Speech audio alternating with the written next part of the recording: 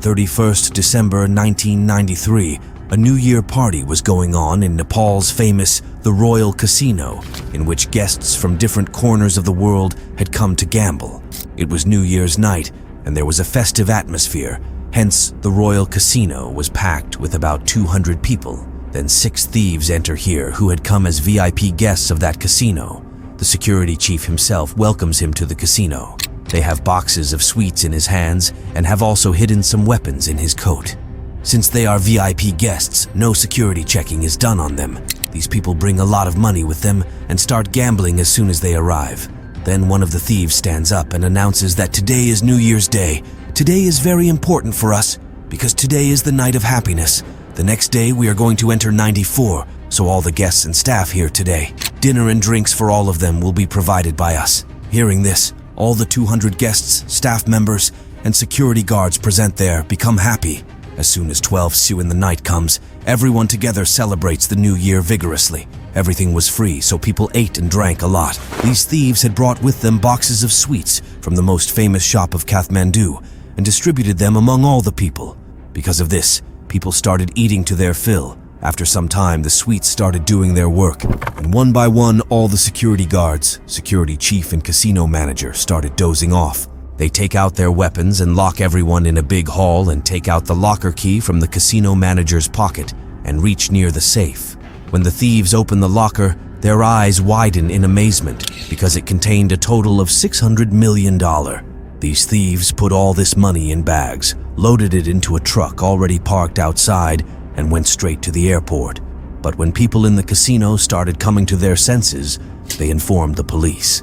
When the police started chasing those thieves, they jumped the truck from the river bridge into the river. After that, the police surrounded them from all sides and caught them and also confiscated the truck. When police opened the truck and saw that it was completely empty, he was shocked to know where the $600 million had gone. This story is about Kathmandu, Nepal. It was a time when terrorism wasn't at its peak, so even at that time, the airport didn't have as much security because events like 9/11 hadn't happened, and security agencies didn't think that places like airports could be so dangerous for terrorism. Also, Nepal was known to be a distant destination for tourism and peace. People from nearby areas would often visit as tourists, and sometimes go to the casino for gambling adventures. At that time, in Nepal, there were quite a few large casinos where people came to gamble on events like Christmas and New Year. So casinos earned the most during these festive times. This was the era when casino owners made significant profits in dollars.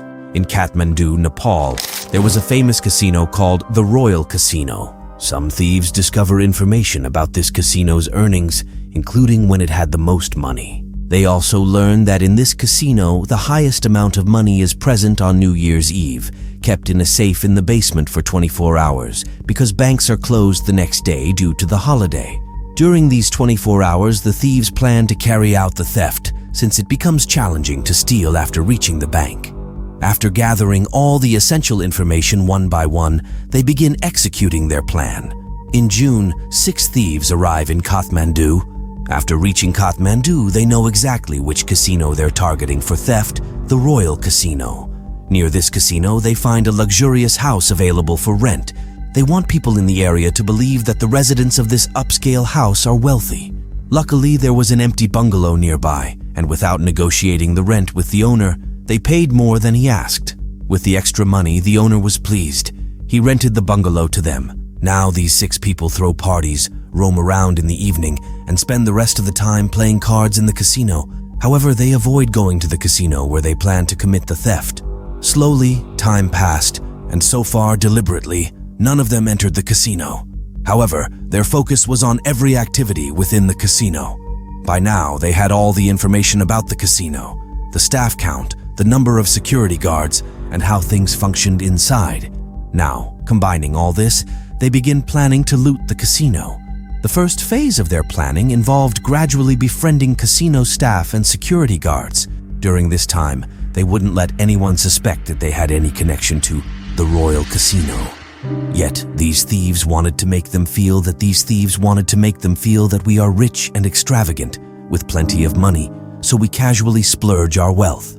Now, one by one, They started inviting casino staff to their mansion at different times, serving expensive drinks, offering lavish meals, and even presenting gifts when they left. They would emphasize the secrecy of their friendship, urging the staff not to disclose it to anyone, as this place was unknown to them. They didn't want too many people to know about them. These individuals were also regular employees, finding happiness in befriending higher-ups. They considered themselves fortunate, so they refrained from discussing personal matters with anyone. Exploiting this, the thieves invited all staff members to their mansion at different times, fostering friendships and winning their hearts. Suspicion never arose among the staff, as they were invited to parties, and in return they refrained from sharing any information about their work or the casino. If casino staff attempted to discuss work matters, the thieves politely declined, stating they had no interest in such conversations. Gradually, over time, they had built friendships with every casino staff member. The second phase of their plan was to gather inside information about the casino. To do this, they needed to enter the casino. Having already won the hearts of the staff, they started venturing into the casino after a brief gap. Since the casino staff members recognized them, they were allowed to enter without thorough checks. Inside the casino, they played normal games. When there, they would either lose or win a couple of lakhs. Upon winning, they would spend the winnings within that same casino, and to win over the staff, they would treat the staff to drinks or parties from their own side. In this way, these thieves start collecting all the information inside the casino one by one, like where the manager sits, where the safe is kept, and after befriending the manager, they slowly started asking him about the gunners and security guards. In this way, these thieves won the trust of all the staff members and started taking all types of information from them. They spent about 5 months doing this work. When all these people were busy planning to rob the casino, there was an empty plot near their bungalow on which a room was built, and in that room lived a single young man whose name was Satpal. Actually, this plot belonged to Satpal's father's friend, but Satpal was unemployed in the village, hence his father talked to his friend and asked him to stay in the room built on that plot in Kathmandu, so that Satpal can stay there and do some work. This plot was in a very residential area, hence her father's friend, i.e., the owner of that plot, also felt that if Satpal stays there, then no one will be able to encroach or do any illegal construction on his plot, hence he gives permission to Satpal to live there. Satpal was a dull, lazy, and idle type of person. He used to sit alone in that room most of the time. He often used to watch the vehicles of those thieves coming and going outside that bungalow. Seeing them, he felt that somehow if he becomes friends with these people, he will also get a career. That's why Satpal often used to stand in front of their bungalow to make contact with them, so that their eyes fall on him. But like every time, they ignore him after seeing him. One day, by coincidence, all these thieves were partying in front of the bungalow, intoxicated and discussing that our days are about to change. We are going to become rich very soon. Satpal had been watching them from his plot in front of the bungalow for quite some time, and the sudden talk of becoming rich caught Satpal's attention. Satpal feels that something fishy is going on here because these people rarely leave their homes, and luxurious cars from the Royal Casino often visit their houses. Therefore, he approaches them to have a conversation. He informs them that he overheard their conversation about their destiny changing. Satpal shares that he himself is unemployed, and if there is any job suitable for him, they should let him know so that he can also make a living. Hearing Satpal's words, the thieves get scared, thinking that maybe he got wind of their theft plan. They try to interrogate him, but so far, Satpal has no knowledge about the casino theft plan.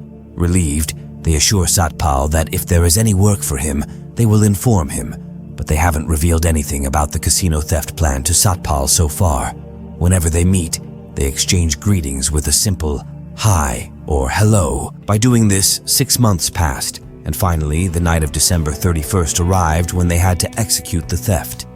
All 6 thieves, ready for action, reached the casino during the night. It was New Year's Eve, and many guests were present. These thieves also entered along with them. Each of these thieves had a box of sweets in their hands, and they had concealed weapons with them. Since by now, They had substantial information about the casino's security guards and other staff. They were allowed to enter without undergoing security checking. The chief security guard of the casino had also partied with them at their home, so he welcomed the thieves warmly. That day, he reached the casino with a lot of money. He placed his box of sweets on the table and started gambling. Just then, one of the thieves stood up and announced that today is New Year. Today is a big day for us. It is important because today is the night of happiness. The next day we are going to enter 94, so all the guests and staff present here today will have dinner and drinks from us. The casino staff and security guards will show their hospitality first. They had already seen it, because every time he won money, he used to spend it in this casino. Therefore, they also had no objection with this announcement. There was applause after the announcement. There were about 200 guests in the casino at that time. All of them were happy, and seeing the free drinks, they started drinking more. As soon as it was 12 o'clock in the night, the New Year celebration started. People started eating and drinking. He distributed the boxes of sweets among the staff and told them to feed everyone sweets on the occasion of New Year. The sweets were from the most famous shop in Kathmandu. Just looking at the box, it seemed that the sweets were very expensive. He asked to distribute these sweets among all the staff, security guards, and guests. There was a celebratory atmosphere, and everyone ate a lot of sweets with great enthusiasm. After some time, gradually everyone started dozing off, because now the sweets had started doing their work. So gradually, people were falling into a state of unconsciousness, and all these 6 thieves were sitting and watching them. They also knew that the locker had 2 keys, one of which was in the pocket of the casino manager, and the other key was with the security chief. The security chief was lying unconscious, and the manager was still slightly conscious. He took out the key from the manager's pocket. He had also hidden weapons in his coat. Now all the staff and security guards who were conscious told them to take all the guests here to a hall. They were put in the hall and the door was closed from outside. Now these people took 2 4 staff members with them down to the locker. When the locker was opened, approximately $600 million were found in it. Now the problem before them was how to take so much money out of here. But there they found the bags in which they were filled and taken from the casino to the bank. When they, with the help of the staff, put that money in the bags, when he started filling, 22 bags were filled with that money.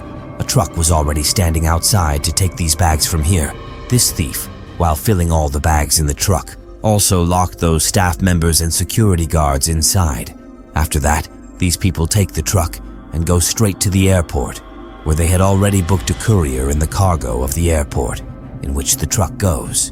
At the airport also, they had made all the settings that some goods will go, so no checking is done there also. And at that time, terrorism was also not at its peak, so no special checking was done at the airport. That's why smuggling, etc., used to happen here and there. At the airport, they handed over 22 bags. Their courier was already booked. They mentioned that these bags needed to be delivered to their address. Subsequently, preparing to leave with the courier receipt, the staff and guards at the casino gradually regained consciousness. Exiting through the rear gate, they started creating a commotion, leading to a call to the police. Kathmandu police promptly arrived at the Royal Casino, where people informed them that thieves had taken away all the money in a truck. While questioning on the way, the police discovered that the truck had headed towards the airport. The police quickly reached the airport, and upon arrival, the Nepali police realized that the thieves were being pursued. Deceptively, they began confusing the police by couriering the bags and immediately sitting in the truck. The truck was speeding, and the police were trailing them. Suddenly, the truck reached a bridge over a river. These individuals threw the truck into the river along with themselves. However, the police called their team, surrounded them from all sides, and apprehended all 6 thieves. But when the truck was pulled out and checked, it was found empty. There was no money in the truck. Now the police are surprised, where did all the stolen money go? Because earlier the police thought that all the thieves have been caught and the truck is also underwater. When it comes out, the money will also be confiscated. The truck, it took them more than 12 hours to get it out. Because of this, it was already the evening of the next day. When the truck was opened, the police were left wide-eyed. They could not understand that all the money, where did it go? When the police asked the thieves, they were not opening their mouths. They told that perhaps all the money might have been washed away in the water, but the divers told that they could not see even a single note in the water. How could it be visible? There was nothing inside the truck, and when the police interrogated them, they kept misleading the police. The police couldn't understand that if the money was gone, where did it go? While all this was going on, there was something else going on in Satpal's mind. He felt that these people were going to do something different today, so he followed them to the Royal Casino on the night of the 31st of December. He reaches there, but he does not go inside. He waits for them outside. That day he stood outside the casino for a long time, when after a while he suddenly saw a truck carrying the same 6 people putting some bags in it. Seeing this, he could not understand what was happening. After that, the truck left from there, and Satpal also got upset and came back to his plot. The next day, he came to know that a big theft had taken place in the casino, in which all the 6 thieves are caught. The truck is also caught, but the police did not get the money. He makes up his mind that these people had gone towards the airport. After that, he goes to the airport and tries to find out something at his level. He does this, but even there he does not get any specific information. After that, he comes back to his home. He too was not able to understand that thieves have been caught, trucks have also been caught, thefts have also taken place in casinos, but where did the stolen money go? He feels that he will definitely find some clue here, so he keeps a constant eye on that bungalow.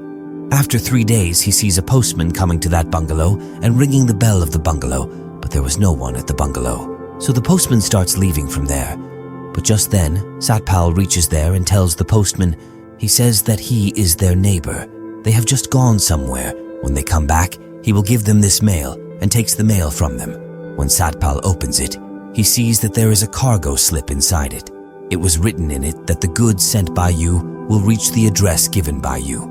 So you reach the cargo center and complete your paperwork. He immediately reaches the cargo center, where he shows the slip. After that, he receives another slip, in which it is written that after 24 hours, your courier of 22 bags will be delivered to an address in Jamaica, West Indies. You will receive your goods from the cargo there. Now, after arranging tickets from here and there, he boarded a flight to Jamaica and reached Jamaica directly. After reaching there, he has an address and a receipt from the cargo company. When he went to that address and looked, the address was of a house in which an elderly man lived. He asks the old man if any courier of his cargo has come, so the old man refused, saying that no courier has come yet. After that, Satpal started living near this house. Then one day a postman comes there too. He tells the old man that if you have received any item from your cargo, please receive it from the airport. Here, Satpal cleverly receives that slip and goes to the airport with it, where he goes to the airport and shows the slip, and in return he is given 22 bags. Since then, no one knows the whereabouts of Satpal. Here, 6 thieves were in the custody of Nepal police. Even after a lot of efforts by the police, these thieves were not ready to open their mouths. The police told him that if he told the truth, his punishment would be reduced. Finally, it all breaks down, and they tell us that we have couriered all the money to Jamaica. When they were asked why they did this, they said that we thought that if any one of us survived, he would go to Jamaica and receive this money, and after serving the sentence, we would also reach Jamaica. But it was a coincidence that 6 of us were caught. He told that a man named Satpal lived in our neighborhood.